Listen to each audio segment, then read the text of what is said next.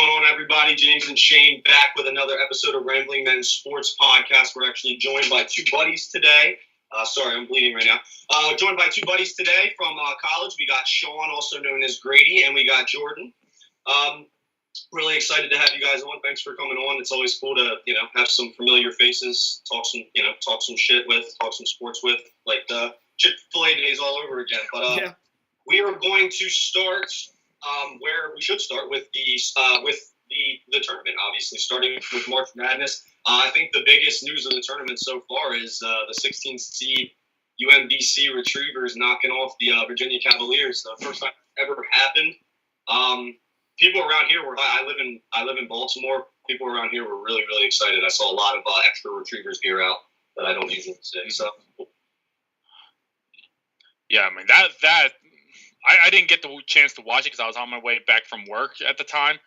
But just seeing the updates, I'm like, what is going on? How is it this big of a blowout?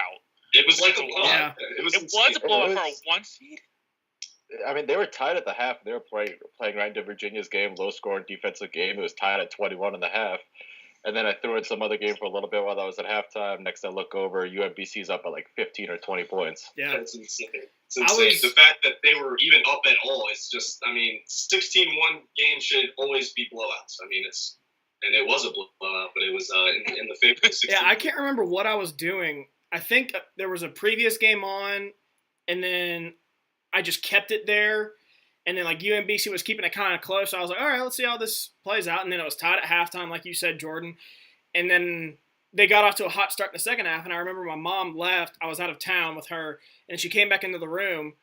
And I was like, we're on the verge of history here because they were up 11 or something with about 15 minutes to go. She said, oh, there's still another half left. I'm like, no, this is it. This is the second half. There is no more halftime. No more time for adjustments. This is it. And sure enough, it happened.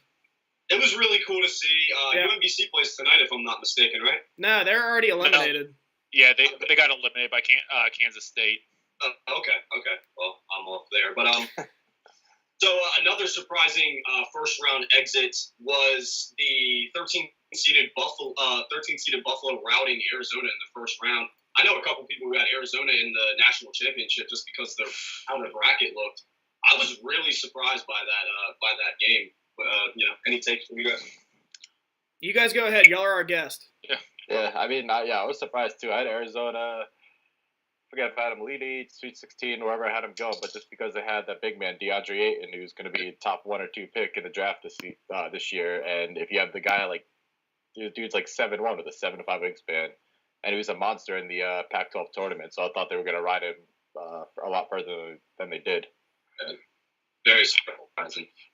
Yeah, well, I actually wasn't too surprised, honestly. I was still surprised. Don't get me wrong about that. But the 4-13 matchups they can be a trap. That's true. Yeah. Buffalo they've been not the greatest in past years, but they've been on the verge of the tournament every single year, and this just happened to be the year that they got their win. And even though they lost to Kentucky the next round, but still. I don't know. I don't think the scandal going on in Arizona helped, but that was just way too early of an exit. Very surprising. It's the tournament. There's a bunch of upsets. Marshall obviously beat Wichita State first round. Number 1 seed Xavier lost to Florida State. Nevada came down big. Against Texas. I had Cincinnati in the Final Four. They freaking blew it. Blew it hard. Chicago, they won. Syracuse has won 3 games now. Syracuse is in the Elite, aren't they? Or Sweet 16, aren't they? Yeah. Sweet 16. Yeah, and that was surprising. I know on our show last week, Shane, or a couple weeks ago, that was the bubble team. You guys were actually making an argument that it was bad for the tournament that they got in. Who was that? You and your other buddy. What was his name? No, what was the team? Syracuse. Oh yeah. Yeah. Because of Jim Boeheim, which could have been true, but they're in the best of it in the tournament. Which something else my friend Andrew said was, don't believe the Arizona hype, and don't believe the Virginia hype. Both got bounced in the first weekend. My national championship pick, North Carolina, actually got beat by Texas A&M. So mine did too. Mine was Michigan State. Clemson routed Auburn. Like, I wouldn't expect Clemson to be where they're at right now. Any game in particular you guys can think of that was really cool to watch or anything like that? I haven't watched a lot of these games live, but I have watched a few of them. Trying to think that Nevada comeback last night. Yeah, last night against Cincinnati, that was amazing to watch. I'm upset I missed that, but I mean, I love the Wichita State Marshall game because I was watching like, let's see how Marshall's going to play against this, and I'm like, oh my, this might actually happen. It was sweet that we ended up playing them. Like, I'm glad we beat the pass, but it was so cool. And that should have been so much worse than what it ended up being. We played terribly. But no, one game that was interesting, it wasn't an upset, but it was Michigan-Houston. Houston almost got the upset and then was up 2. They missed 2 free throws. Michigan went down the court and scored like a almost half-court buzzer beater three-pointer to win the game. It was nuts. Didn't they have a buzzer beater at both halves? I don't know. I know Loyola Chicago has won both of their games off buzzer beaters. I think that Michigan game yesterday, they had it was like, you had a 3-pointer, it was blocked, and the dude caught it in midair and chucked it back up off the backboard. Yeah, that was Michigan State, I think. Yeah. Okay. Yeah. UMBC actually got in the tournament on a buzzer beater, and now they beat the number 1 seed. Isn't that sweet? They almost pulled off a second upset to get to the Sweet 16, just didn't have the guys. If they did that, it did that. Define March Madness right then and there. Did anyone else think a 16 finally beating a 1 seed was kind of underwhelming? No. You didn't? I thought it was kind of underwhelming. I mean, yeah, a little bit. It was a little underwhelming, but like the game wasn't. It was exciting to watch because you knew it was going to happen. Virginia lost like 3 or 4 games all year in a freaking county college. I think I mean more like post game. I expected more. I don't know. I thought it was kind of underwhelming. Well, maybe if it was a buzzer beater, it would be a whole different story. But being a 20-plus point win, blowouts typically are underwhelming. So that's true. Yeah. And it was. I'm pretty sure that late time slot too. And the game it didn't end till like 11 midnight. That sounds about right. On the later end there. Did we mention Florida State and Xavier? That game was pretty nuts too. Yeah. Didn't really watch much of it because obviously the Mountaineers were playing. But I remember it was halftime. It finished around halftime for us, and I switched over, and like as soon as I switched over, Florida State tied it up, and then they just took over from there. So another big upset, crazy weekend. Yeah, take that. I had Xavier in my Final Four. I can't make fun of you. 3 of my Final Four teams are out already. Yeah, I had the Cincinnati Xavier matchup in the Final Four, and they both went down yesterday. Cincinnati, North Carolina, Michigan State, all gone. Oh, I still have Villanova and Duke, but obviously I hope that Villanova loses. I woke up Sunday. I was off to such a great start. I've mentioned this on Twitter. I had about 132 points possible left when I woke up Sunday. I'm off to a great start. Michigan State loses. North Carolina loses. What was the other team? Cincinnati all lose within about a 3 to 4 hour span. I wake up today. I have 68 points possible. That's terrible. And Xavier got beat. That was one of my other Sweet 16 teams. That's how it goes. Unfortunately. All right. I mean, surprisingly, my brackets. Well, my South bracket's complete trash. I only have Kentucky left. And I didn't feel great about I picked Kentucky to get to the Elite Eight. I really didn't feel great about it. And now I'm like, how the fuck did I not pick them to go to the Final Four? Yeah, because there's another shot they can go right now. Yeah. So I guess this leads us to a poll question. I think this is pretty obvious, but which was the most surprising upset of the first weekend of the 2018 NCAA tournament? UMBC. Yeah. Well, yeah, the UMBC is definitely the biggest, but yeah, that's all I can say. It was just a crazy weekend overall. Michigan State upset was huge too because I had Michigan State in my national championship. So There was a lot of surprising ones, honestly. That one was surprising. The second one I would say is probably A&M and North Carolina, just because of the way A&M just dominated them from start to finish. Yeah. Or even the Nevada game. Yeah, that too. They were down 22 and came back. That's really the only thing that would make that surprising, probably. If they won, probably like on a buzzer beater or somewhere late down the road or late in the game, I don't really think we'd consider that a huge upset just because Cincinnati's a mid-major. Mm-hmm. But yeah, it's the way that they came back from 22 points down that's so shocking. This is what I really wanted to talk about. Are we on to the Jets trade? Unless y'all want to give an updated Final Four. Oh, okay. I don't know about you guys. I think I'm going to go with Kentucky, Gonzaga, Villanova, and Duke as the new Final Four. Yeah, that sounds about. Yeah. I take that too. I'd probably take that as well. Yeah. I mean, I got Villanova and Duke in mind. I regret not taking Duke. I'm over Duke in my Final Four, so I got to stick with them right now. And honestly, Kentucky, the fact that they're about to make the run to the Final Four with what's left in their bracket. But of course, we make the Sweet 16, and we're in the bracket that's almost chalk. Yeah. 1, 5, 2, 3 seeds all made the Sweet 16 in our bracket. It's just going to be sweeter if we win it. Exactly. That's true. Win too. I'm telling you, we can win. I agree. Any predictions from Mountaineer fans here? No, I do have Villanova winning. I'm not going to lie, but I do think that's a very winnable game. That's a very winnable game. Yeah, I mean, I had Nova in my bracket, making it out of that East region. But hey, we've looked pretty impressive these first couple of games. So if we hit our shots like we have been, we have a really good chance of taking them down. The biggest thing is we need to finish games because Big 12 play, we start off hot, but then we falter to the end, and we just got to make sure we can't let off the gas pedal at all. That goes for West Virginia football as well. Oh yeah, absolutely. Right. Well, that's how it is. West Virginia's a first half team always. Absolutely, no doubt about that. Now we get to talk about the NFL, which is what I wanted to talk about. And the reason we have these gentlemen on here today is because their favorite team is the New York Jets, and they just made a blockbuster trade with the Colts. Just some background details on the trade. The Jets traded up to the number 3 pick from the number 6 pick.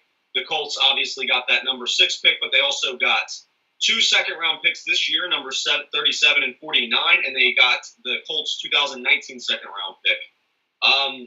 I love this move by both teams. The Jets the Colts only gave up 3 spots, and they got 3, second-round draft picks for it. So obviously they had a nice move. They didn't need a quarterback. The Jets only gave up 3 seconds, 2 of them from this year, 1 from next year, and they're going to get their franchise QB. It's a guarantee they're going to get one of the top 3 guys. Honestly, am I the only one who thinks that they might move up again to the number 2 spot? To the Giants? I'll let them go first. So. Yeah. Yeah, I really don't think so. I think the Jets right now are going to be content. They're going to be content at 3, I believe. I just don't know what else they give up at this point after giving up all their second-round picks this year, next year. So there's always the first, next year. Or if the Browns go Saquon and Sam fucking Darnold is sitting there going at number 2, you wouldn't trade next year's first-round pick and the 3rd pick to move up and get him? I'm not sure the Giants will take it at this point. You wouldn't do that for Sam Darnold? What do you think you'd get for that first-round pick? Who was your first-round pick last year? Jamal Adams. Jamal Adams. Who was your first-round pick the year before that? Was that Leonard Williams? Milner's I think it was Darren Lee. Alvin Fryer's in there. Dude, a first-round pick is a 50-50 shot at best. It's 50-50. And after that, it's even down lower than that. First of all, players are worth more than draft picks. Finally, teams are starting to learn that. But second of all, if you can get Sam Darnold for a first-round pick next year, you can do it. You just do it. I'm just skeptical with the whole. I do believe that there's not name the last good USC player, or USC quarterback. That's a good point. Yep. That's a good point, but that could just be an anomaly that they just happen to have like Carson Palmer went to USC. Carson And Palmer's solid. Carson Palmer is a borderline Hall of Famer. He's not going to go, but he's close. He's like a Donovan McNabb type player. Yeah, he's borderline, and he was only that way near the end of his career after he went to he was a quarterback for the first few years. You're right. He was more than okay at first. Some USC quarterbacks end up being okay. I mean, I don't want to judge them off Mark Sanchez and Matt Barkley and Matt Leinart and shit. I mean, I know it happens, whatever. But I think Sam Darnold has.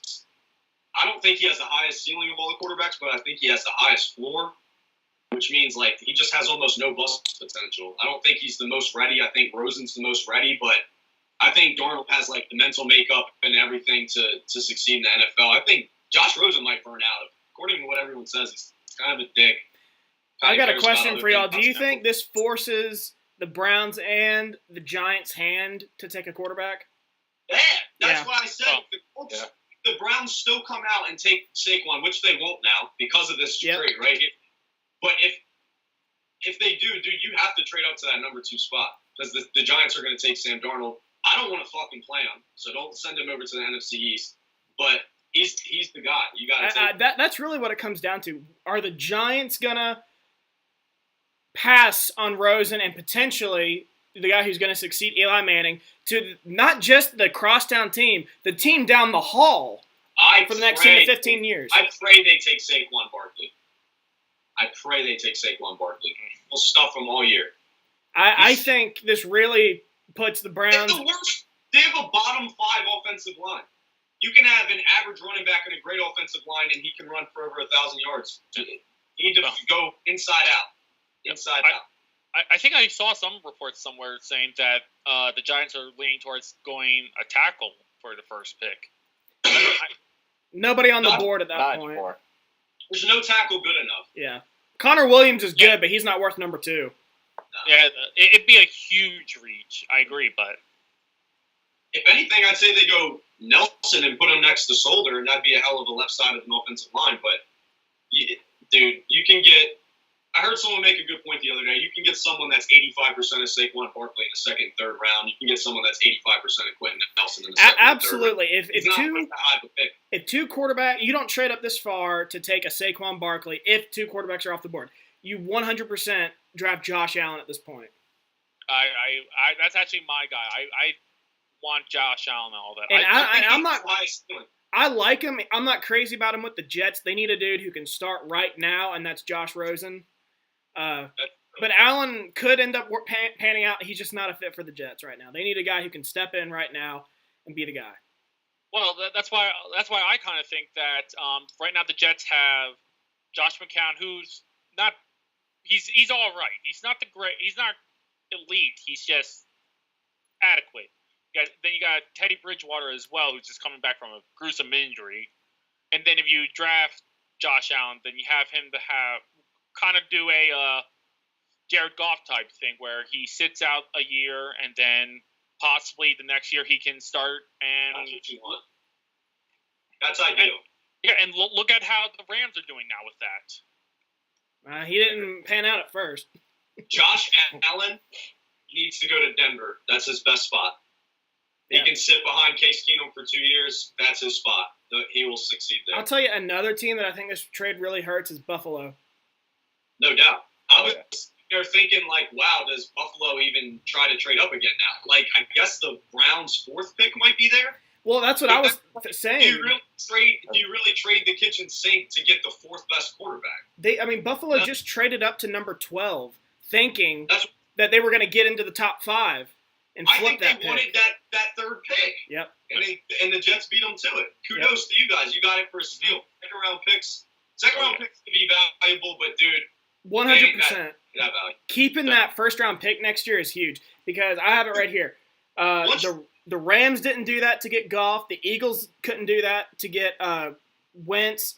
And the Chiefs and the Texans each had to get rid of a first-round pick in order to get Mahomes and Watson. To keep that is huge. Oh, yeah, absolutely. I think that our GM is just I honestly love our GM. Sometimes he makes questionable decisions, but he's the best GM that I can remember in a long time. If you guys, dude, that's the beauty of football. It's not basketball or baseball. If you can get your guy, if you get a good young quarterback, you can turn your entire roster around in 1 or 2 years. Oh yeah. Couple free agents, good draft. The Saints did it. I mean, obviously they didn't have to find a guy, but like they were garbage 3 years in a row. They had one good draft. Super Bowl contender. I'm telling you, the Jets can turn it around really quick because the Patriots got they're still on the top, but they're going to hit a freaking free fall here in 2 years. They're going to be horrible. Bill Belichick my ass. They're not going to have the roster. Oh yeah, no. Once Tom Brady goes down, they're down. Yeah, it's only a matter of time for that. And Buffalo is looking for the guy too. I think you guys have a better coach. Miami is pitiful. The moves I've seen them make, they're pitiful. They're an embarrassment. How is your city Miami and everyone wants to play in Miami? It's Miami. You want to go be a pro athlete in Miami. It's like LA, but it's dude, they're just a revolving door of just mediocre moves to just be in the middle of the pack. Be garbage and get a good player and then build up from there. I don't know. I can't stand the Dolphins. They piss me off. Honestly, no. Unfortunate to say this, that's kind of how every other team besides the Patriots are in the AFC East. We're bad enough to not make the playoffs, but we're not good enough. Well, we're not bad enough to get a high draft pick, but not good enough to be in the playoffs. You know it should piss you off so bad as a Jets fan? You guys should be the number 1 or 2 pick without trading shit. You guys just played your hearts out this year and won 5 games. Which is sick. I didn't expect them to win 5 games. I was from every game because everyone was 0-16, but it's now looking back, it's damn, would we have rather just fucking went 2-14 and got the second pick anyway? Or I don't know. I don't want to hear how you feel about that. That's what my mindset was going into the season. I had zero expectations. I was expecting no more than 2 to 3 wins. Early on, they win a couple of games. They hang in there a couple of games. The Patriots game that they should have won. They should have won that game, I know. And yeah, if a couple games go their way in the last minute, a couple plays go their way, the Jets were in the wild. They're in a playoff spot. Midway through the season. Picture, no doubt. I know. That's funny. The AFC's weak, dude. I'm telling you, you can get all the good teams have really old quarterbacks. They're all gonna fall soon. Yeah, that's true. Steelers, the Chargers, all those good AFC teams are gonna. The Patriots, obviously, they're all gonna be bad soon. They're gonna be bad, and then there's no other I don't even know what team's gonna step up and be good in the AFC. To be honest with you, it could be the Jets. Who knows? They get a good quarterback. Yeah, in the AFC, it actually might be the Jets, though.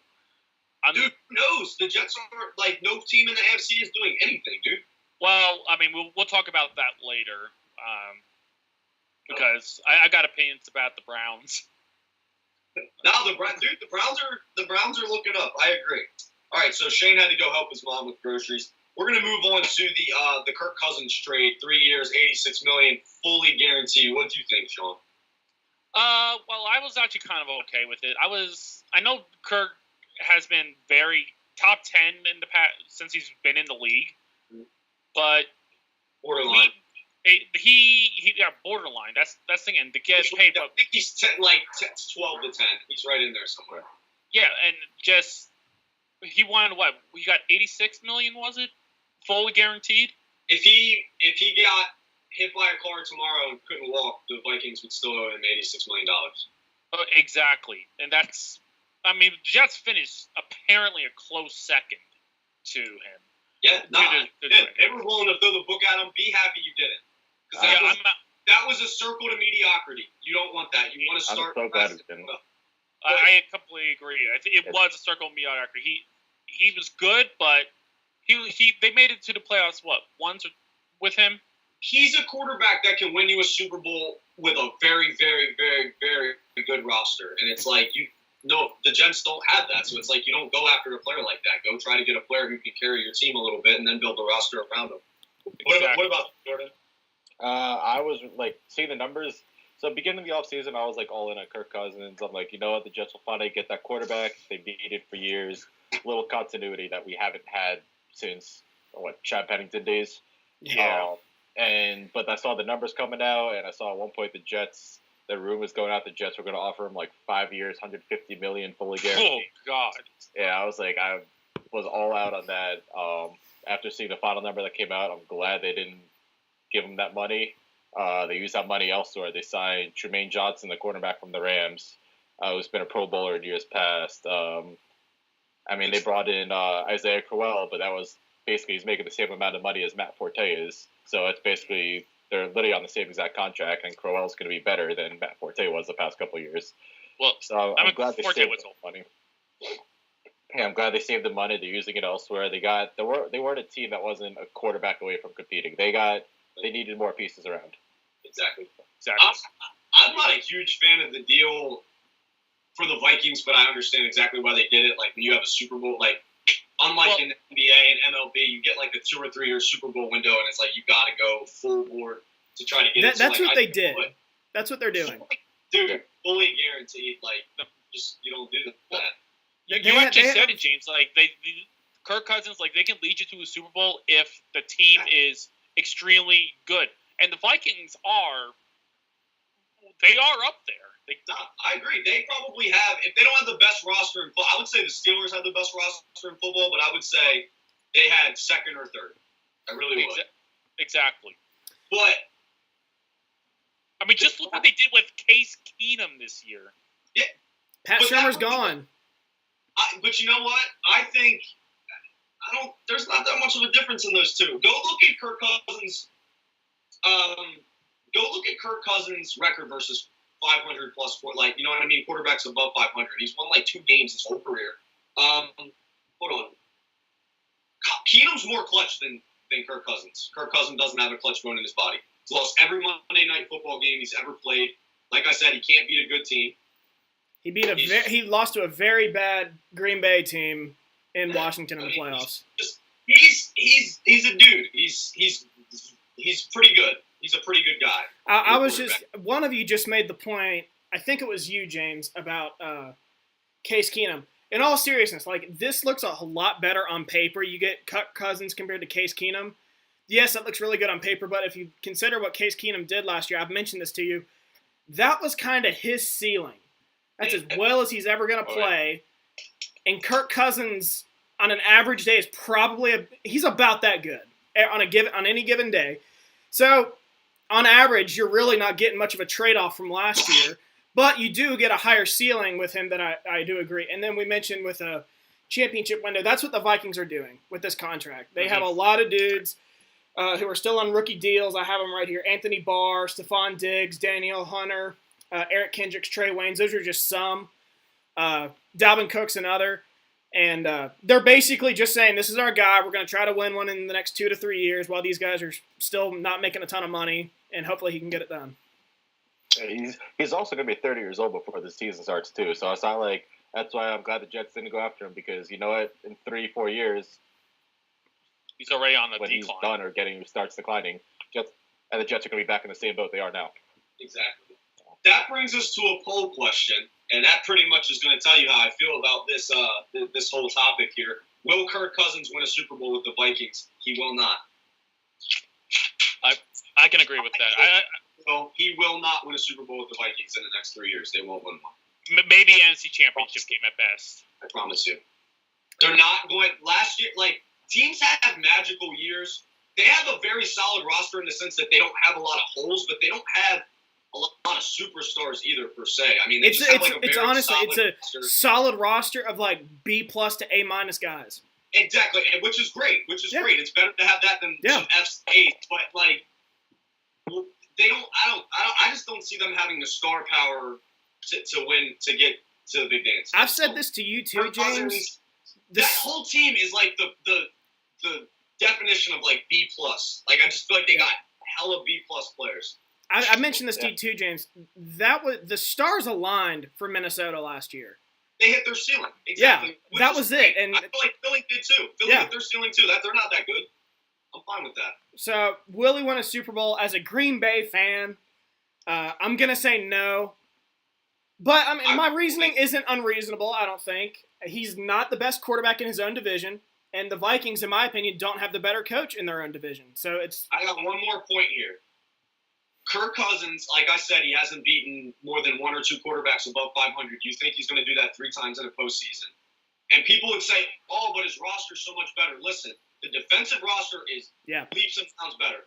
Kirk Cousins played with some sick offenses in Washington. He had a good offensive line there. Yeah, Pierre Garçon, Deshaun Jackson, Jordan Reed, Vernon Davis.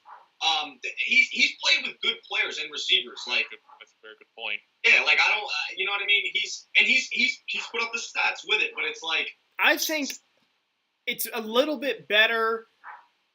Obviously, the run game is a little bit better, but the offensive line isn't nearly as good in my opinion. The receiving core is about the same. You got 2 really good ones, plus Kyle Rudolph's a good red zone target. It's about the same, but where it's really going to make a difference is the offensive line. That offensive line, I really think, overperformed last year, and they've already. Point. Like he's played behind great offensive lines, even though this year they were banged up.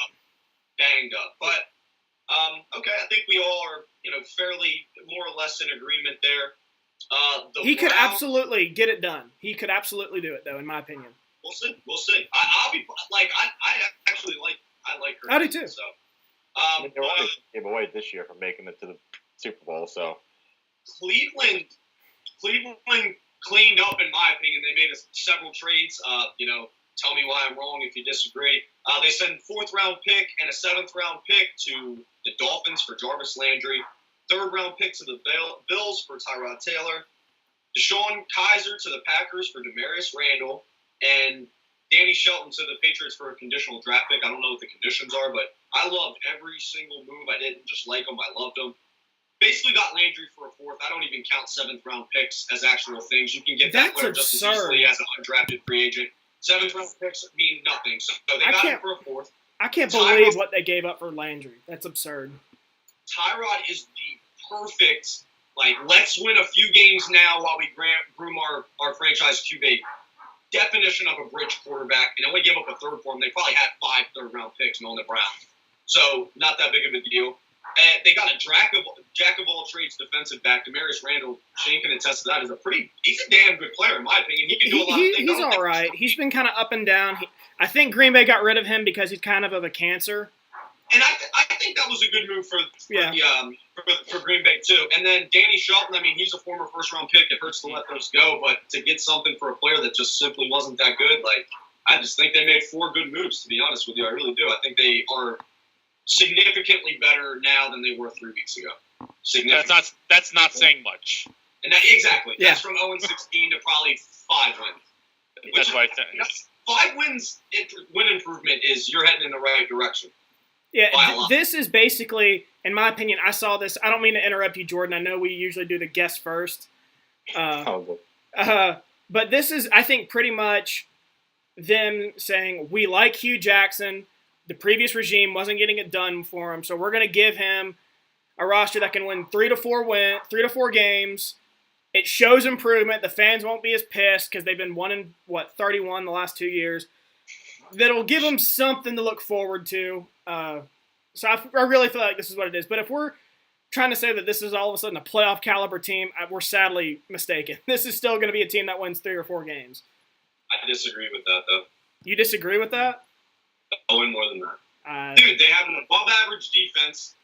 Joe Thomas did just retire, but they have an above-average offensive line. The only thing they had terrible quarterback play, and you can't win games with that. The dude threw 20-something interceptions. Tyrod Taylor's going to throw 7. They're going to be a better team. Their defense kept them in almost every game they played. The Browns they do have a good defensive coordinator, and I do like Hugh Jackson. Blown out. Deshaun Kaiser would just throw a freaking pick in the 4th quarter of every game, and they would lose. I'm telling you, Tyrod's going to probably throw 10 touchdowns on the season, but he's going to throw 3 interceptions. And Jarvis Landry's the perfect target for him. He's going to make a lot of checkdowns. Next to Josh Gordon. Yeah. And what's the other guy's name? The second receiver. Corey Coleman. Yeah, Corey Coleman. Josh Gordon, though. Receiver. Dude, they're going to be serious. I'm trying to tell you, they got a lot of draft picks again. If they can just hit a serious draft pick, I think they can win 6 games. Well, I think Texas is going to be them next year. That's maybe their ceiling. Let's see how their draft goes.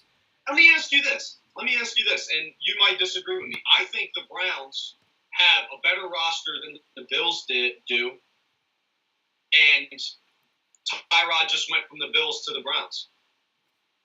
I don't think they're a 9-win team. That might be overstating it, but I think they're comparable to the Bills. Defensively, I think so. Offensively, no.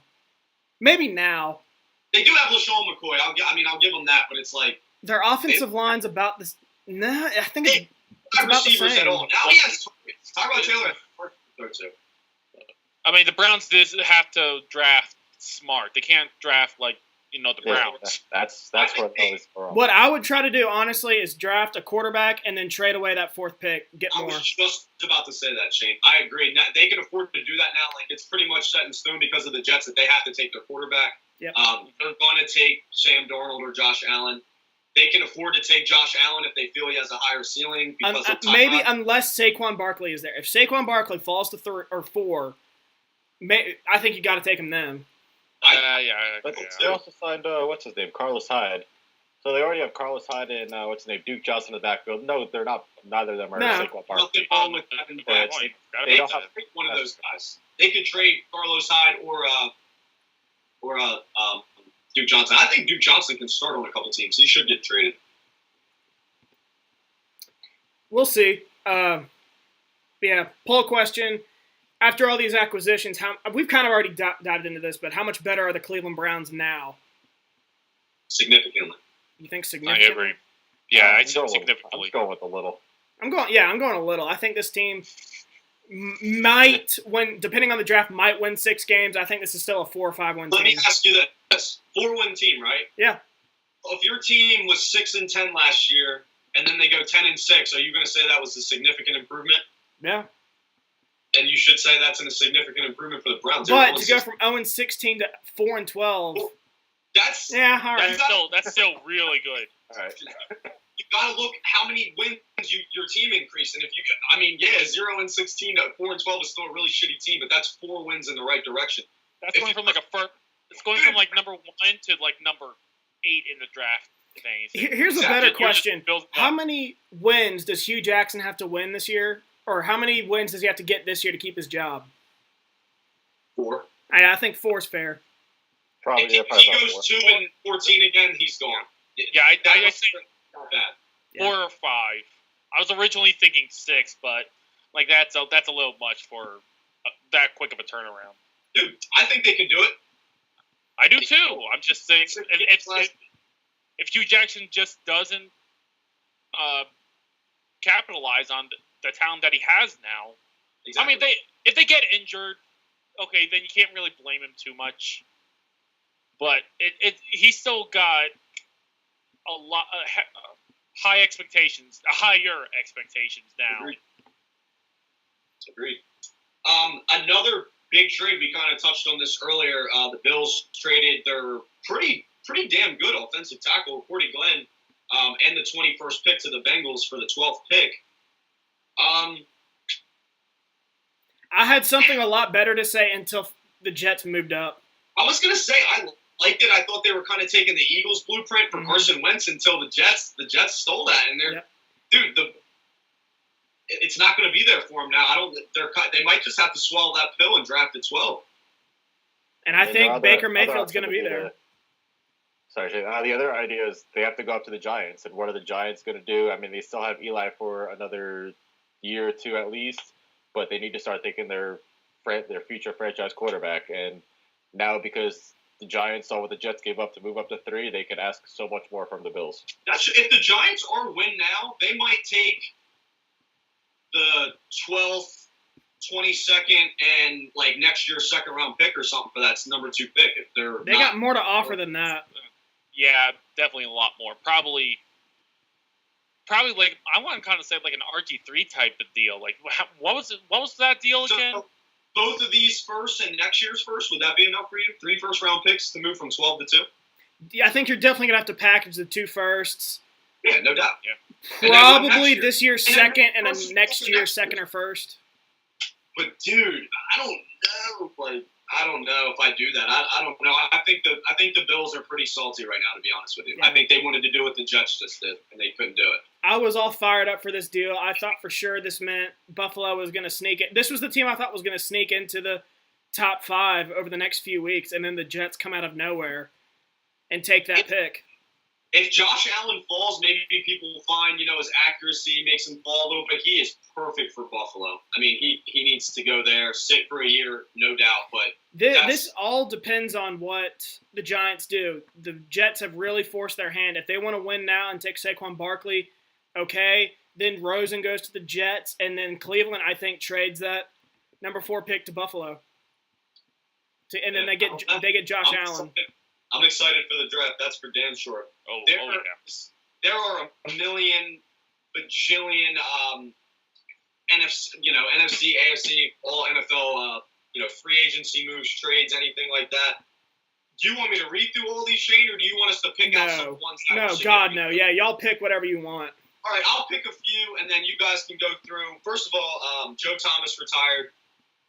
Probably a top 3 or 4 tackle of all time. He never missed games. I mean, I feel really bad for him. He played for the Browns the whole time, lost every game. He blocked. Think of all the shitty quarterbacks the Browns have had, and he blocked their blind side. That's unbelievable. I know. It's a shame. I know. A shame. It really is. They're going to ask him, later on in his career, do you remember all the quarterbacks you blocked for in Cleveland? Name them. You know what I mean? He won't be able to. Absolutely not. He won't be able to. I bet you he won't. Richard Sherman signed with the Niners and got hosed by the Niners. Richard Sherman is so self-absorbed that he gets in his own way far too often. He is a smart guy, but I think he thinks he's way smarter than he actually is. He got a sociology degree from Stanford. Congratulations. I could do that too. It's not that hard. You're not that smart. He got hosed. If he doesn't go out there and perform like an all-pro player, he's going to make $3 million next year. And he could have got more than that if he just hired an agent and stopped thinking that he's the smartest guy in the room all the time. Dude, he got hosed. And the Niners cleaned up. They don't have to pay him nothing if he sucks, and if he's great, good. They would be happy to pay him if he's great. I mean, he got hosed a little bit, but he's coming off a pretty significant injury, and he's not that old, but he's to the point where that might affect him a little bit. So that's a good deal to me. He's not going to be that good, but I'm telling you right now, an agent whose job it is to negotiate a contract would have got him more money than he got. By a lot. Especially guaranteed. Now, we don't know. I don't know what the guaranteed is. We don't know how it's shaped. It could be it's a 1-year prove-it deal. I'm pretty sure the details are out. I haven't seen them. That's my point. It is. I'm telling you, it's all incentive. Okay. It's almost all incentive-based. If he plays like shit and gets benched next year, which I doubt he will because the Niners don't have that great of a defensive backfield, he's going to make $2 or $3 million. He's not. Almost none of it is base pay. A couple others here. I'll try to save you guys' teams for you. The Eagles signed Nigel Bradham to a 5-year deal. I was almost sure he was going to be gone. I think that could be a top 5 unit next year if they stay healthy. Just because we also picked up Michael Bennett and Haloti Ngata just to put into that rotation. They're old players, but they're nice and they're going to stay nice and fresh with the rotation. They should still make a pretty significant impact. And I think it's funny that the only move the Cowboys made the entire freaking preseason or free agency period so far is releasing Orlando Scandrick, who's probably their best cornerback. Who just signed with the Redskins. Yeah. So those are my funny little headlines that I really wanted to mention for this whole thing. But yeah, Michael Bennett and Haloti Ngata getting signed to the Eagles, I think that's sweet. Really team-friendly deals. Like I said, I know they're old, but throwing in a rotation, they can still be very, very effective. Michael Bennett played 800-something snaps last year. Our leading defensive line snap count was 400-something. Brandon Graham played 400 snaps, so he's going to play less than half the snaps. He should be pretty effective in those snaps. Obviously, you guys got the Jets straight, but any other all-season headlines so far catch your eye? I'm letting them go first. All right, let's see. Go down the list. The Rams getting Aqib Talib for only a 5th-round pick. I was pretty impressed. The Rams they were a playoff team last year, and they look like they're going to compete. They have a great young core, and they're just going to literally just keep getting better. Corners. Yeah. So what else here? Tyrann Mathieu getting cut, going to the Texans. It was a bit of a surprise to me. I was hoping somehow the Jets were going to get him for somehow, but I'm fine with our safeties. well, it would have been nice because he can play all over the field. He can play that slot. He can play the outside linebacker. That's very true. I'm hurting that Green Bay couldn't get him. Yeah, that would have been big. Clinton Dix compliments him very well. Yeah. How about the Niners giving Jerick McKinnon? He's now the fourth highest paid running back in the league. Worst deal. That is, I couldn't believe that. Yeah. He's a solid player to have, but not at that money. Yeah, they gave him way too much. Hold on, can I add another really funny contract on there? The Cameron Brate contract that he got from the Bucs was so laughable to me. They have a better tight end for cheaper on their roster right now. Why would you sign him to an expensive long-term deal? Cameron Brate he's okay. What is he, top 10 tight end? Congratulations. O.J. Howard's going to be better than him next year. We think, and at least. Just paid him all that money. Why would you do that? Don't get it. I hated that deal. Sorry, Jordan. All good. Let's see. Sammy Watkins getting paid by the Chiefs. The Chiefs finally have him and Tyreek Hill. That they finally have the receivers there that they never seem to have. How about Sam Bradford? Cardinals getting $20 million on a 1-year deal. He's a bank robber, dude. I swear. I know his agent is. Who's his agent? That's why you have an agent. Sam Bradford keeps getting paid. He has a great one. Yeah, he does. That dude made so much money for being such an average quarterback and getting hurt every other year. Absolutely, and if there's a couple positions almost as valuable as quarterback, it's cornerback and left tackle. So Richard Sherman could have got. Well, sorry to keep talking about that, but it's just so funny. He just got fucked, and I think it's so funny because I'm not that big of a Richard Sherman fan. And then I just want to touch on the Jets. I mean, I like the Tremaine Johnson signing. Avery Henderson, I believe his name is, the linebacker that they signed from the Titans. They let Demario Davis walk, but they signed this new guy for roughly the same contract. He's also 3 years younger. Brought in Josh McCown, which I figured once they struck out on Kirk Cousins, that's what they were going to do. There's only 1 year, $10 million. Teddy Bridgewater coming in for 1 year, $5 million with incentives up to 15. But that's why between signing both of those guys, I was surprised the Jets still moved up to 3 because I figured they were going to either see what Teddy had and let McCown start a couple games and see what Teddy has the rest of the season and then go. I'll tell you right now, I think Bridgewater's done. Agreed. I understand why you sign a guy like that, but he's done. Yeah, I mean, I figured it'll be nice. I mean, if he can come anything back, because he was working his way back last year, and then has had that setback with his knee, and so we'll see what he's got left. It's definitely intriguing. I'll give you that. To see what he can do. Sean, what about you? I think the one that I kind of intrigued the most about is just the Titans. Well, giving up Marco Murray, and then also signing Dion Lewis and Malcolm Butler, which that's going to definitely bolster them quite a bit. You see, I like those moves. I'm in the camp. I wouldn't touch a New England player. There are some exceptions, but Dion Lewis and Malcolm Butler are two guys I'm not sure I would touch just because I feel like Bill Belichick. Those are some of the dudes Bill Belichick is getting the most production out of them. You know it. And then they go elsewhere and they almost always don't perform to where they were in New England. Yeah, that is true. Probably Malcolm Butler wants to prove something after being. I was going to say, I think that's a great signing because now they don't have to focus. They had a huge hole at one of the cornerback positions. They filled that. Yeah, I think they gave him. I don't think I would have signed Butler to a 5-year deal. I think that's a little lengthy. But I also think Dion Lewis can be very well utilized with Marcus Mariota. I think he's a very good complementary. And he'll player. be the number 2 back, so it won't be a huge, won't be high expectations. He's a great third down back for Mariota. Yeah, I agree. Right. Then also, Drew Brees was kind of obvious going back to the Saints. A lot of Jets fans that I talked to were like, "Man, we need to go and get Brees." I'm like, "There's no way he's going to leave." Yeah, come on. So I don't know why they were even thinking that. Brees is a loyal dude. And Ndamukong Suh getting cut by Miami. He's talking to the Rams this week. I saw that. Oh my! Okay, if he goes to the Rams, that's just going to be stupid.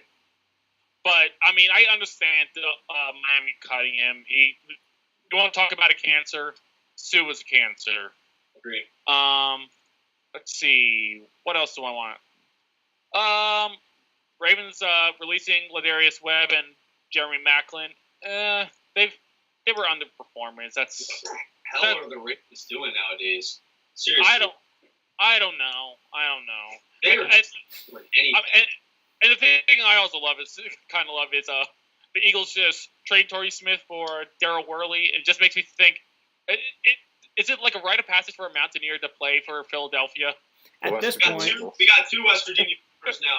But dude, I kind of want to talk about that really quick too, because it's so funny. How stupid can the Panthers be? They could have got Torrey Smith when we cut him, but they gave us a player for him. Why did they do that? Why would you give up a player for someone that you don't have to give up anything for? Like, I don't know. I don't know if I see it on here, but Julius Peppers went back to Carolina. Right? I believe so. I haven't seen a contract, but I believe so. Yeah, he got 1 year. Did he? Okay. Yeah, that's good for both him and Carolina. Yeah. He's still a good player. He's still good. So, And then obviously, just probably the start you off, Shane, is the Packers game Mo Wilkerson after we cut him, which I'll let you take it over after that. Well, y'all know better than me about Muhammad Wilkerson. I think it's totally worth it. I mean, he's obviously a talented player. I know he had some troubles with the Jets by the time he was done with them. I think he missed some meetings. He missed some time. But we're not paying him very much. We only about $5 million, and then at the most $3 million in incentives. So hopefully, him playing on a playoff caliber team with a quarterback like Rodgers, and Mike Pettine's defense, who used to be with the Jets, maybe that motivates him to start working. I think it's worth it though to see what he can do. He's only 28. He's got to have something left in the tank. So I like it for the Packers. But one thing is Jimmy Graham. I was stunned Green Bay got Jimmy Graham. And I'm not trying to say he's going to go off or anything. I'm kind of worried about him a little bit. I'm not so much. I think he's going to do big things with Rodgers. Obviously, he's a huge red zone target. I was going to say, you just need to use him for what he's for. I mean, he's not a between-the-20s player. He's just not. You use him in the red zone. Aaron Rodgers throws the best fade in the league. That back shoulder fade is going to be sweet to him. Dude, with Vontae Adams on the other side, you can throw fade, 3 plays in a row. But yeah, I think he can do big things.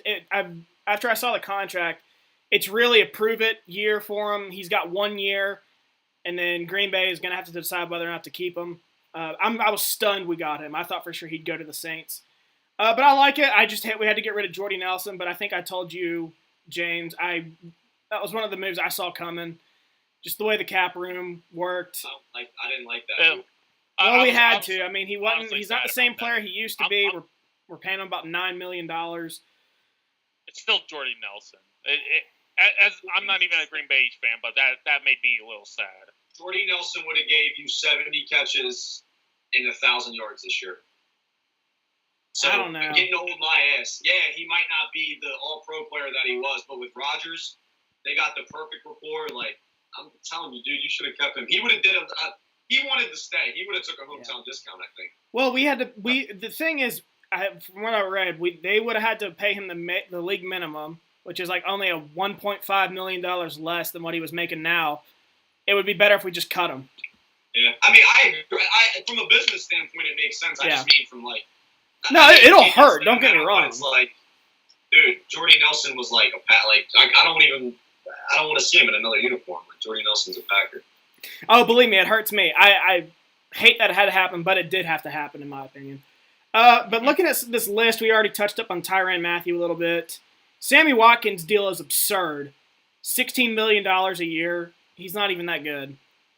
He's good, just not that good, as you said. And I mean, Allen Robinson, I think, is better, and he's making less than Sammy Watkins.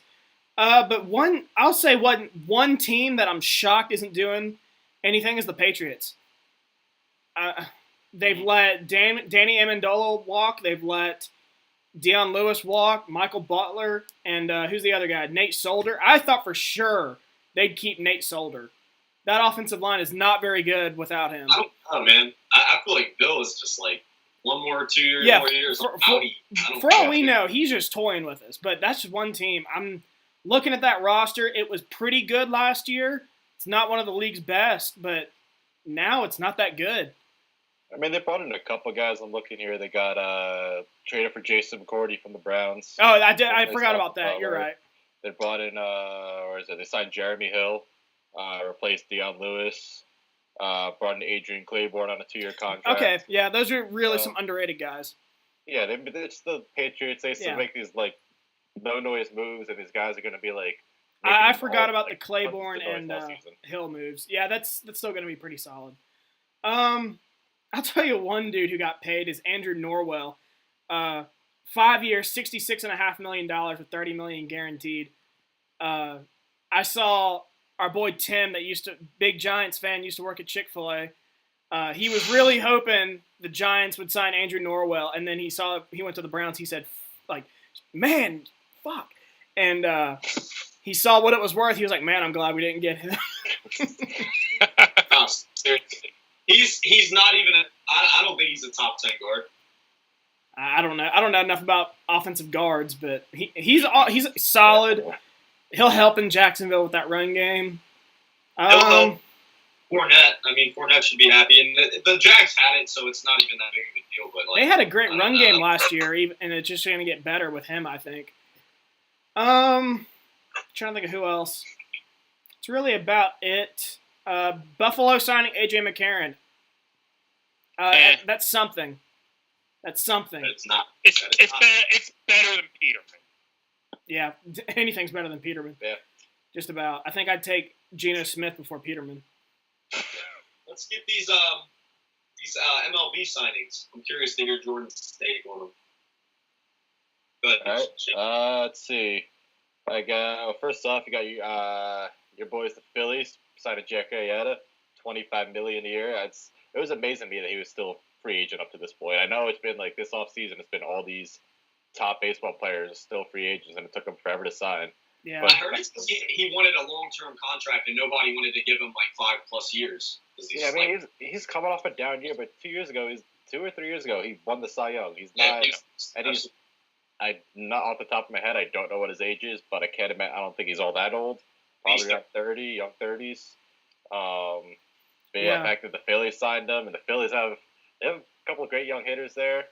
I'm sure they have money to spend for, like, next off season. So a couple of years, the Phillies are going to be making some noise. Draft and develop. Yep. Trout. Mike Trout is going to be a Philadelphia. Do you guys remember him making the case for Mike Trout to Philly when we worked at Chick-fil-A?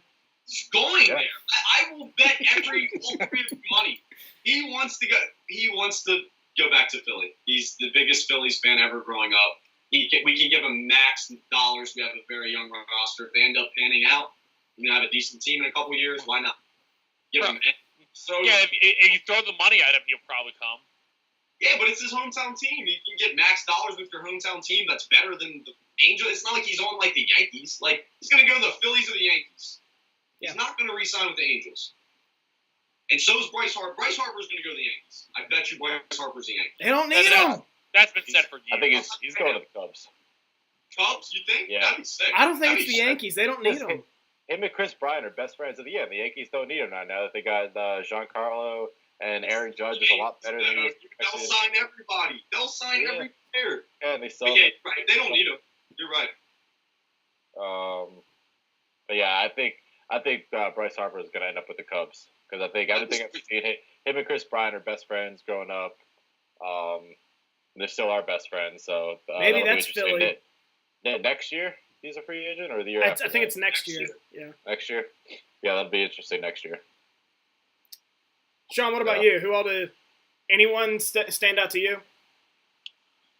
For me, like, from just looking at it, it was honestly Jake Arrieta. Like, I mean, like, I'm not a big baseball aficionado, but just like from a quick search and looking at their rotation, Arrieta's really like improved Philly.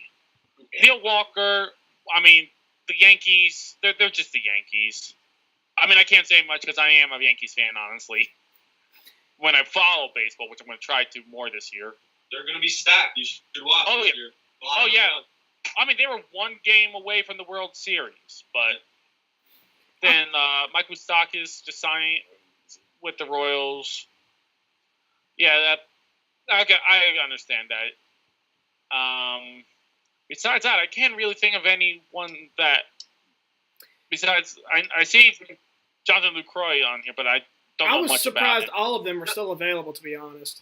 I was going to say that there wasn't any, really huge, ground-breaking moves over the past couple weeks. Arrieta signing with Philly makes them a better team, but they're still going to be a garbage team this year. I think the biggest one that I think is going to make the biggest impact is Neil Walker. When I was looking at the Yankees roster, second base was a glaring hole. I was going to say they haven't replaced Robinson Cano since. And Neil Walker, not a great player. He's a solid bat. If I'm correct, Starlin Castro was our second baseman. We traded him to Miami for Stanton. Yeah. So that makes a good point about that. But I just think that with Philly having Arrieta, they improve by at least 8-10 games. Yeah. How many did they win last year? Not that many. 60. 61. Okay, then 10 games might do it. Yeah, I think they win 70 games this year, which is not that good. It's close to 500. Yeah. But I think it's Neil Walker. Like I said, that was the biggest glaring hole with the Yankees was second base, and now they have a proven starter, proven veteran. He's a career 272 hitter. I mean, he's a decent bat to have, and he's going to be at the bottom of the lineup. So I think it's a good move. Yeah, he's a solid 8 batter all day. I mean, he could bat, 5th or 6th in a lot of lineups. Yep. I mean, he's still got some pop to him too. He's still going to go there, hit 15, 20 home runs in that 8th spot. Exactly. I was going to say, it definitely bat. That lineup is going to be so good. And he's not even going to he's going to fill in that hole now. But the Yankees also have some young guys coming up too, so that's really what they needed until these guys are ready to come up mid-July, August. Yeah, I agree. For sure. Sticking with second baseman, my boy Jose Altuve got paid today. Yeah, he did. Agreed to a 7-year, $163 million extension. It was more than what I thought it'd be. Last I checked, it was only about, or the last update I got, it was they were projecting it'd be 5 years, about $150 million. So the total number wasn't that off, but the years were off quite a bit. But he's slated. One thing I thought was funny, he's slated to make $12.5 million combined the next 2 years. But between 2020 and 2024, he's going to make $151 million. That's sick. But I don't know about you guys. This is a player you have to keep. Yeah. Oh, no doubt. Yeah, no doubt. reigning MVP, career 316 hitter, only 27 years old. You got to keep him. He's a hell of a fielder, too. Yeah. Hell of a fielder. I was watching there was a Mets-Astros spring training game today. So I was watching that a little bit, and they were saying all they were talking about was his contract. And he's led Major League Baseball in hits the past 4 seasons. Yes. So I love Jose Altuve. I love him just because he's 5'6", but he just absolutely crushes the ball. Oh, yeah. That's sick. Do you guys play the Beat the Street game for MLB.com? Have you guys heard of that? So basically, I try to always forget about it, though. So basically the way it works is you pick somebody for a day, or you can pick 2 players, and if they get a hit, that counts as 1, and you're trying to beat Joe DiMaggio's hit streak record. And if you beat it, you get paid $5.6 million. Shit. Yeah, so I always go with Altuve. He's like money every single time I use him. He's money. Well, you got to change it up every so often. Well, yeah, obviously. You don't take him all the time. Altuve's not going to – if Altuve beats DiMaggio's record – No. It's not about that. It's you try to do it with different players, but yeah. But I would still love to see somebody, and it probably would be Altuve that I agree. breaks the record. I agree. Last headline before we recap some poll questions and give our final thoughts here. Cavs coach Tyronn Lue taking a leave of absence for 3 to 4 weeks. Apparently he's health-related concerns, not feeling well, chest pains, things like that. I feel like this is. Does anyone believe that? First off, does anyone believe that? No, I honestly My don't. notes. Do you believe this? I swear to God, do you guys believe this? Right on my notes. Like, Nope. don't believe it. No. I feel like he's just like, dude, this sucks right now. I don't feel like doing this. I just want to take a break real quick. I feel like it was stress related, but I don't feel like it was like he actually physically couldn't go to the bench type things. I don't believe that. I don't. Which is kind of messed up to like say someone's faking it or whatever. But Yeah. The Cavs has just been incredibly dysfunctional this entire season. exactly. It's not even funny. Okay, it is a little funny. I mean, it's still LeBron's there. He's still basically the de facto coach anyway. Exactly. So this isn't even going to affect him at all. No. So Larry Drew is going to take over as head coach, and he has previous NBA head coaching experience, so it's not like it's really going to even affect him that much at all. He'll probably be the coach, or he will be the coach, but he'll probably take him to the finals. Then because he'll be LeBron's bitch boy, he'll get the job. But I think this is all, honestly, this is LeBron James just pointing the finger at somebody else. Yep. Agreed. It's all LeBron. Like, I mean, obviously it's speculation technically, but everyone knows that it's LeBron's team. Yeah. Exactly. For now, even though he's probably going to be gone after this year. I don't see how he stays in Cleveland. I don't know where he goes. I don't see him in Cleveland next year. They say either Los Angeles teams, which I don't think. Why would he go to the West? He can make it to the finals every year in the East. That's why he's going to go to Philly. I don't think he's going to go to Philly, but that's like a viable option. It really is. Someone has said that's a legitimate option. Who has a better young roster in the East besides the Celtics, and he can't go to the Celtics? Yeah. Why would you go to the West? Yeah, for real. Why? This is a conversation for the summer when he becomes a free He agent. could go to the Sixers and do better than the Celtics, and he'd waltz right into the finals again. Why not? Yeah, that's true. Probably lose still, but yeah. That's Go ahead, good Shane. stuff. Recap those questions because I want to give my final thought real quick. It's very short. I got a question for you all. Sure thing. All right, so recapping last week's poll question. So this is more, we actually meant to do two shows last week. Couldn't get it done, so we pushed it to today. But so this, I believe, was 2 weeks ago. Number one, where will Kirk Cousins end up? 87% said Minnesota Vikings, so we did have that right.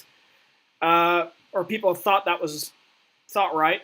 After being placed on the franchise tag, Le'Veon Bell is slated to make over $14 million this year. Would you pay him more than that per year in order to sign him to a long-term contract? I was shocked by this. 100% said no. I thought for sure there would be somebody out, few people out there who would pay him more than, or who would be willing to pay him that. With Darius Geis being asked if he liked men and if his mother is a prostitute at the NFL Combine, do you think NFL scouts take these Combine interviews way too seriously? 71% said yes. That's not surprising at all. Which Power 5 regular season conference champion is most likely to win its tournament? Also, 40% said Arizona, Virginia. Both of those happened. All of these happened except Auburn. 20% said Kansas. 0% said Auburn. And then with the Flyers, 76ers having a combined record of, this is obviously is a different record now, but at the time it was 27-2 since February 4th. Have the Eagles changed the perception of Philadelphia and turned it into a championship city since winning the Super Bowl? 83% said yes. James, Change no the comment? Perception, yes, but a championship city, how is that even possible? Nah. Like, Philadelphia's notorious for not winning championships. Like, they got to win. Like, if the Flyers or Sixers pulling out of their ass the next couple of years, then why not? But yeah, I could see that. Maybe. I mean, you can still technically say Villanova. I mean, they are Philly. Professional sports. People do think diehard Philly fans are big Villanova fans, but I'm not from Philly, so I'm not like a Villanova fan. But like people from Philly are huge Villanova fans. So then the March Madness show we had last week. Which team was the biggest snub of the 2018 tournament? 57% said Oklahoma State. 43% said USC. I thought they'd get more votes. And then 0% said Louisville. That's kind of surprising. Which team? What's that? Probably Sorry, you go, James. just probably the scandal. Yeah. Probably. Yeah, that's probably that. That's why it wasn't a big snub. It wasn't a surprise at all. I was surprised, but that's another topic. Which team shouldn't have made the NCAA tournament? I think we all agree on this one, and so did the voters. 50% said Oklahoma. I mean, they should not have been in the They definitely tournament. shouldn't have been in at all. And then this is And ironic. they were only in there because of Trae Young. Yeah. Agreed. This is ironic. 40% said Syracuse, who is now in the Sweet 16. And then 10% said Arizona State, who obviously got bounced in the first four. Which number one seed? This is another ironic one. Which number one seed do you think is the most vulnerable? 34% said Xavier. 33% said Virginia. Both got bounced in the first weekend, so they were right. 22% said Villanova and 11% said Kansas. I promise you, Kansas is going to be bounced before Villanova, in my opinion. Which 5 seed or lower do you think can make a deep tournament run? 70% said West Virginia. I thought Kentucky would get more votes, just 20%, and then 10% New Mexico State. What's that? They would. Yeah. Kentucky's going to go to the Final Four now. Yeah, for sure. Yeah, that's. And then do you plan on watching any of the... Sorry. You go ahead, Sean. I'm just saying, if you look at the people, the teams that were selected, the only two that got, well, besides New Mexico State, they're still in it, and they do have a good chance of making a deep run. Heck, they might somehow meet each other in the championship game. That'd be awesome to see Huggins and Calipari in the championship game. Do you plan on watching any of the first 4 games? 64% said yes. I thought we'd get more no's on that, to be honest. But that recaps all of our poll questions. So, final thoughts. Sean and Jordan, I want to hear you guys. Mine's Yeah, we didn't really explain this to you guys. It's basically talk about anything you want at this point. Rant. Just rant. Yeah, just rant about something. I'll take it. That pisses you off or something. I didn't really get my whole piece in for the Jets moving up the floor. It was kind of surprising to me at first. I was in on it. That means the Jets are going for it. So if they're going for it, they want their quarterback, but that means they also have at least 3 guys graded equally enough that they think at 3 their guy's going to be there, not at 2 or 1. Yeah. So they have enough guys basically graded equally enough. From what I've seen, the Jets have been all in on Baker Mayfield up to this point. They've been scouting him heavily. I don't know, like we're all West Virginia guys, so we've seen Baker Mayfield play the past couple of years more often than we've seen Josh Rosen, Sam Darnold, all these guys on the West Coast playing at 10 o'clock at night. But I think he's the one guy who's going to come in there. He's going to change the atmosphere in that locker room because he's got the confidence, and I think he will go out there and expect this team to actually win every week. I don't know. I'm just not sold on any of these quarterbacks this year. Like, not a top franchise guy like there have been possibly in years past. So it'll be an interesting draft come, end of April? Yeah. So. Getting close. What about you, Sean? Well, I mean, just to start with the Jets, like originally I didn't like it at first, but then obviously thinking it through, it was so good, especially pretty much as you said, like it was they blocked Buffalo, blocked the division rivals, so that was really good. That's huge. But then even from like just this past weekend for college basketball, it truly did define what March Madness is. Like you can't from now on expect anything. You can't even expect a 1 seed to win anymore. Yeah, it's because so sweet. it and even teams that have never won it, like Marshall, who hasn't won anything, and hasn't even been in a tournament for 30 years. It just takes one game. You got it. All you have to do is play your hardest at one game, and then survive in advance. And honestly, all the tradings and signings in the NFL.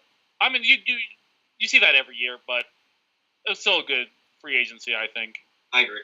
It was very entertaining, and there weren't really a ton of big-name guys out there. Not a bunch of A-plus starters, hit the market. Doesn't happen very often. What's your final thought, Shane? All right, so mine's not sports-related, but I sent it to you, James. But Sean and Jordan, have you guys seen the new trailer for Infinity War? I have not. Oh my Really bad God. That looks so good. It does look sick. Oh, man. I gotta couldn't. see it after we get off here. No, like, I'm so far behind with this Marvel cinematic universe, whatever you call it. Like, when it all started with Iron Man. I saw Iron Man, and then I saw, like, the next 8 movies. And then since, I believe, Captain America Winter Soldier came out, I've only seen Captain America 3, Doctor Strange, and Black Panther. So I got to get caught up these next few weeks until it comes out. But it looks incredible. Listen to this cast. Angela Bassett, Paul Bettany, Chadwick Boseman, Josh Brolin. Hold on. By the way, can we mention how Josh Brolin is enemies in 2 Marvel films this year? Deadpool and The Avengers. But Josh Brolin, Linda Cardellini, Don Cheadle, Bradley Cooper, Benedict Cumberbatch, Benicio del Toro, Vin Diesel, Peter Dinklage, Robert Downey Jr., Winston Duke, Idris Elba, Chris Evans, Jon Favreau, Karen Gillan. I'm like halfway through. How the hell did they afford this movie? Chris Hemsworth, Tom Hiddleston, Tom Holland, Anthony Mackie, Scarlett Johansson, Elizabeth Olsen, Gwyneth Paltrow, Chris Pratt, Jeremy Renner, Paul Rudd, Mark Ruffalo, Zoe Saldana, Benedict Wong. That's insane. This cast is insane. They're going to be paying a lot, but they're going to get a lot. Yeah, back. for sure. $50 movie. I'm really looking forward to it. I honestly feel like, I haven't seen Guardians of the Galaxy. If those characters weren't involved, I could probably go see this movie fresh without seeing the recent movies and come out okay. But since I have no idea what Guardians of the Galaxy is about. I know Chris Pratt is in it, and I love Chris Pratt. I'm gonna have to watch that. Are they both on Netflix? I think the sequel is. I don't know why Netflix does that. The sequel is. Yeah, I knew 2 was on there. That's stupid. Yeah, so I'm gonna be busy these next few weeks trying to watch all that and deal with the fact Game of Thrones won't be coming back in April. I'm just honestly on that. I'm still waiting on the book. Yeah, for real. You know, I've been waiting for 4 years on it. I saw honest to God, I don't. Jordan, do you watch Game of Thrones? I think you do. I do not. You do not. Okay, so I thought you did. I love it. But Sean, I actually saw something on Reddit that this guy actually predicted the first. He correctly predicted when the 5th book was coming out, and he predicted when the 6th book is coming out, and he says it's going to be November 2018. Oh, that'd be a wonderful Christmas gift. Yeah, for real. I finished all the books last year. I'm looking forward to the Winds of Winter, especially how Season 6 panned out. But that's it for me, boys. I got one question for you all. Did anyone see the video of Wentz throwing today? No. Oh, no, I did. You posted it on Facebook. Solid, baby. He's looking solid. He tore that shit like 3 fucking months ago, dude. Like, I almost commented on it and said, what if he tore his ACL again throwing it? He's such a great position right now. He can rehab, take as long as he wants. Nick can keep us afloat. I think if Nick has to start 6 games, I think Nick can win 3 or 4 games, no doubt. When Wentz comes back fully healthy with that roster, dude, they're going to be a very hard team to beat, especially at home. They have definitely acted this offseason like they're trying to keep this up. This is their small window these next 2 years. Exactly. You know how that goes, but we'll see. I appreciate you all coming on. Yes, thank you, Sean and Jordan. Thanks for having me. I hope we gave y'all adequate talking time. That's always one of my biggest worries when we have guests. Later, boys. All right. Thanks. Later.